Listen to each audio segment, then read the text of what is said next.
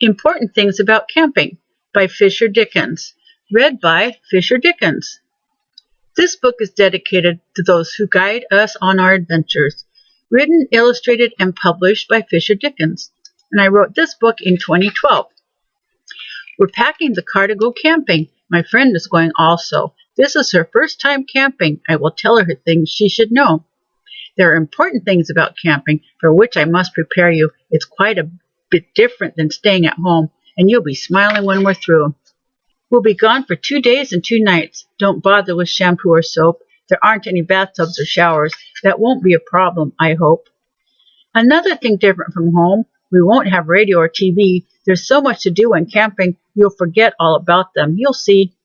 We will drive for 2 hours to get to the mountains with trees and a lake. Then we'll spend 2 hours at the campground deciding which campsite to take. First, we will pitch the tent in a place that is not too steep and doesn't have many rocks that could poke in our backs when we sleep. And the next thing we'll do after that is unload all of our stuff and put all that stuff in the tent, which never seems quite big enough. Wear your hat and use sunscreen on any skin you can see. It's no fun getting sunburned. You can take this advice from me. If something is tickling your leg, like maybe it's crawled up your pants, check, because you're probably standing on a hill belonging to ants. Don't stand up in the canoe like sometimes you can in a boat. And always wear the life vest so if you fall out, you'll float. If you accidentally drop the paddle when we're far away from shore, we can row really fast to get it. We've done that 2 times before. Never drink right from the stream, but it might be okay to eat dirt, because my baby brother does that and then drools mud down his shirt. If you have to go to the bathroom, no need to be in a rush. No one spends time in there reading, and the toilets don't even flush. I practice holding my breath for 1 whole minute, I think, because the bathroom's just a hole in the ground, and oh my, it really does stink. If your coat happens to fall in the water that is for the dog, you don't need to wash it to wear it. Just lay it to dry on a log. Then more playing and hiking and hiding among the huge rocks all around, then lunch and some more play and then supper. So far, how does that sound? We'll each have our own water bottle whenever we go for a hike. If you guzzle yours before we get back, I'll share mine with you if you like.